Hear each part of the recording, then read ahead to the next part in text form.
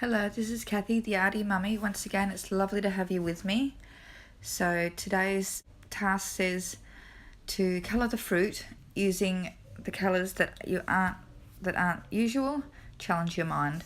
So I only brought with me today the little kitty set of paints that I had for finishing off yesterday's one.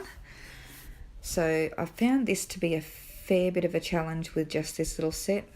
For a start, as I said in my last video, while you can get okay results with this, and you can still do it if you don't have great resources, but you will end up with slightly dulled down results. The paints don't mix quite as well, and it's just not going to come out quite as well as if you had a really nice palette to work with. So I really wanted to use purple in this, but it doesn't mix a great purple. It's really a bit muddy.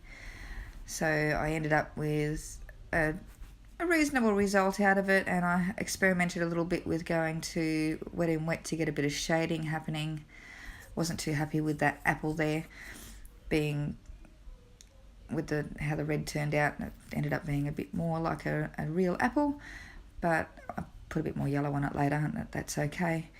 We went with some blue on the orange and red and yellow, and just got all the different colours in there. But it was an enjoyable experience, and I did find it a challenge to put the wrong colours on things.